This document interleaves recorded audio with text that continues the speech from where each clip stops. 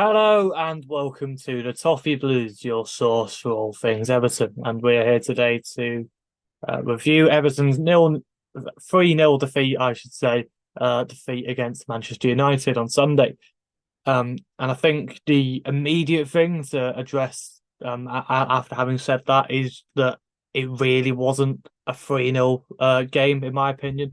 I thought I thought we had the better of the chances throughout the match. And the case was that United had four shots on target throughout the game. That's including the penalty, of course, and just managed to score three of them. So it really was a match that came down to who was better at taking the chances, in my opinion. And that's something that we've struggled with quite a lot this season in a lot of games where we've created a lot, but just not been able to find the net.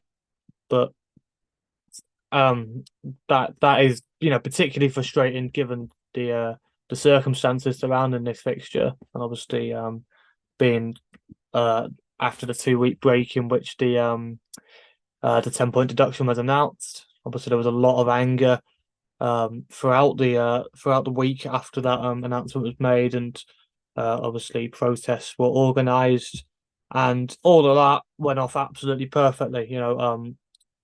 Like the whole of Goodison Road was just full of people dispersing the corrupt leaflets, and it was such a strange sight to see, reddish pink, being so prevalent along Goodison Road. But it was clear that they had more than met the quota. They said there'd be enough for every single supporter in the stadium we wanted one, including, of course, Manchester United fans. A lot of them said they'd be interested in joining in the process. It didn't quite work out that way, but um, and yeah, that all came off without a hitch. The whole thing along County Road and going up Speller Lane was just incredible. A really great experience to be a part of, really. Holding up the signs and making our feelings known. Like I say, I've got back since and seen that it wasn't particularly well covered by Sky Sports, but that was to be expected, really. At the very least, there wasn't crowd noise played like it was suggested there might have been. So at least supporters and neutrals or whatever got to hear what our feelings were like during the match, and that as well, the atmosphere started pretty early as well. To be honest, even during the warm up, there was singing and there was chanting, and it was clear straight away that we were really going to get behind the team, of course. And like I say, as soon as the Premier League stuff started coming out, even before Z cards and anything like that, and they brought out the banner that they do the handshake in front of, the booing had already started, the signs are being held up, and it was just incredible. Like I said, all of that went off absolutely perfectly, which is really good to see. But then, of course, uh, the momentum, as I say, it was building, and the atmosphere that was building. And the one thing we didn't want to happen at the start of the game was for United to score an early goal, and particularly in the way that they did. Uh, I mean, straight away we have to say that's probably the best goal I've ever seen us concede. And I'm not just talking live; I mean any game, home or away, whether I was at the match um, or watching on television. I've never seen us concede a better goal than that. It was absolutely incredible. The technique was just perfect. Really difficult cross to reposition himself for, and like I say, catches it absolutely perfectly. So straight away, I thought we just had to hold our hands up and just say that's just incredible. Nothing we could have done about it. Don't think anyone was at fault. Just nothing really. But like I say, really frustrating because that just completely took the wind out of our sails. And I think it's fair to say we didn't quite start the way a lot of us would have wanted to. I have in my head that Deitch told the players, make sure you don't get carried away by it all. Um, and in a way, I think we took that a little too seriously. I think the intensity really wasn't there. And for the first 5 minutes, I'm not even sure if we had a touch, apart from when we were taking the kick off after they scored. We literally just let them pass it around the back at a very low tempo, which is again completely killing the crowd. That's the last thing you want to see. It's going to grow frustration and restlessness, and we needed to get into their faces. And to their credit, for a while we were doing that, especially in the first half. Um, I said, they really like to pass it around the back. Onana is, he's good at that, but at the same time, it was clear that, the confidence was shaking quite a bit. It reached a point where uh they were taking their goal kicks short, and it was literally a case of straight away Lisandro Martinez has passed it into Anana, and we can just get straight at them, at the goalkeeper specifically. And they reached a point where they stopped doing that and stopped playing out from the back and started going long again, which just goes to show that our press was working and it was rattling them. And it was leading to chances, as we saw. We had a lot of very good chances in the first half. People forget this. I say I'm traveling on the way back from Goodison and just seeing Twitter filled with people moaning that we rolled over, didn't give it a go, and still not attacking enough. And after such a great run of results, one defeat again, and it's all, Dyche, I don't think he's the man for this, stuff like that. And it's just baffling to me.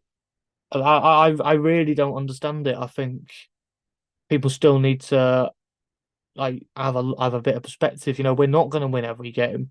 There's always pleasant surprise when we get these wins, and it's all the positive and stuff like that. But then as soon as we lose a game again, it's all, oh, we're rubbish and stuff like that. I don't really understand what people are expecting, and obviously it's all knee jerk reactions, and there might have been a lot of people who were criticizing performance on Sunday who had a few days to think and saying that we didn't play as badly as maybe they thought, and I think that's an important thing, but. I'm finding it easier this season, I think, to have a bit more perspective than usual because, and I think that's probably helped by the fact that last season that team really should have gone down. If you look at it on paper, we shouldn't have had a prayer, and I think it is. I think Dyche doesn't really get the credit he deserves for turning that team around because he did. It really did all start from him. Um, Obviously coming in February, turning the results around, really getting us winning matches at home again, which of course going into this season has been a bit more of a difficulty for whatever reason. Hopefully that's something that he can turn around because obviously the fixtures leading up to Christmas aren't great, particularly at home. But yeah, like I say, it's something that I really don't understand really the whole Dyche criticism. I think he's doing a really really good job considering the circumstances, and I think I don't think anyone can argue that we we looked like shaken by it on Sunday or anything like that, or confident that deflated it. For me, that was still the very high level of performance that we've been used to this season, and that was the minimum I think we needed. Obviously a result would have been great, but as long as it was clear that the players are still willing to fight, which I definitely think they were, then that's at least a sign that things are hopefully going to be okay. Obviously, down the line, who knows what if this punishment's going to, be upheld or if it's going to be changed or whatever. But circumstances we're in, we still definitely have a very fighting chance. And I think this team is a lot better prepared now to stay up than it was last season. So that's just a bit of perspective I think we need to have. And obviously United haven't been having the season they would have wanted so far, but they were in very good form going into this match. And while they're not exactly playing well, they're still carving out results, and they did exactly against us what they've been doing all season, really being dangerous on the break and taking their chances when they're presented to them. So, um, and at the end of the day, their squad costs a lot more than us. They have like on paper considerably better side than us. So any like expectations that a win was like a minimum on Sunday is it's just ludicrous. We're gonna have much more winnable games than that this season. So, like I said, obviously I get the situation. It looks crap again with us being back in the drop zone, but I think we just need to have a bit more perspective as a fan base, and keep behind the team. Which again, I thought was another very positive element from Goodison. Like I say, social media, everyone's always going to be moaning. Of course, it's that sort of platform, but for most of the game, the fans were remaining behind the team, still singing their name at the end of the match, and a lot of people, more than usual, after a heavy defeat like that, staying behind to applaud the players. So, like I say, that was all positive, really, and I think it's just, yeah, like I say, I mean, going back to the match, obviously, the penalty decision raised a lot of criticism, and obviously, from the ground, you're not entirely sure if he's fouled him at all. The fact that the referee seemed confident enough in the fact that he dived to give him a booking made it all the more frustrating that a few minutes later he's going over to the screen and overturning that decision. And obviously, looking at the replays back, fair enough, it is a blatant foul, and it's quite bad that the referee didn't spot that in the first place. But the cynical side of me is thinking like, is that getting checked if it's against us? I don't think it is. I think the referee makes that decision. The VAR maybe has one look at it and says, yeah, that's probably the right decision, and it's Everton. Who cares? So, like I said, I'm not a massive fan of the whole corrupt argument, but obviously I think we have more than a right to feel very hard done by, especially the last few weeks. Um, and the refereeing display on Sunday in general wasn't the best. In the end they made the right decision with the penalty, but you know the referee got that wrong in the first place, and there was a lot of dodgy decisions that were going against us really. So there's plenty of elements to consider, and I think the overriding message from this is that let's not panic yet. It's still very early in the season. I know, we've been guilty of that in the past, of being said, oh, we'll be fine in the end. But there's a lot more signs than usual this season that that's going to be the case.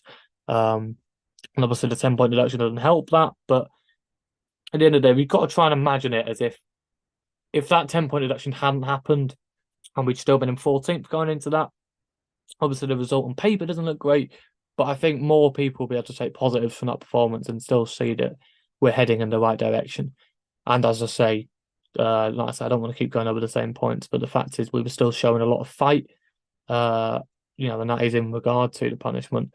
And so for me, nothing's really changed. We've just got to keep doing what we're doing and keep making up the points that we had already made on these teams. We've just got to make it back again. Obviously, a lot of results didn't exactly go our way over the weekend, which didn't help things after the United game. Again, I understand that argument, but yeah, like I say, perspective needed, and yeah, I'm still trying to remain as positive as possible.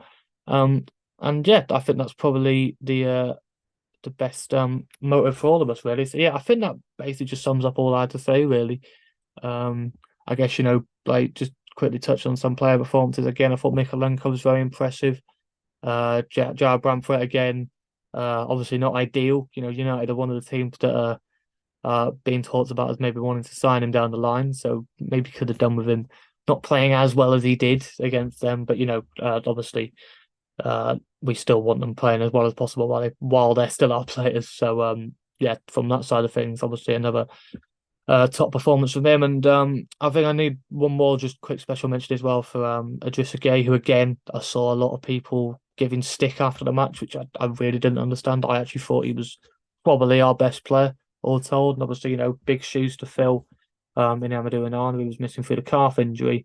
And I thought he did the job more than well. I thought, was helping to win the ball high at the pitch and turn defence into the attack, which is exactly what he's in the team to do, really. So, like I said, did that job very well. And yeah, like I say, I'm still pretty positive after that result. So but yeah, I think that basically sums up this video. So yeah, please leave a like if you enjoyed, and subscribe to the Toffee Blues for more Everton content. And we will see you in the next video. Cheers.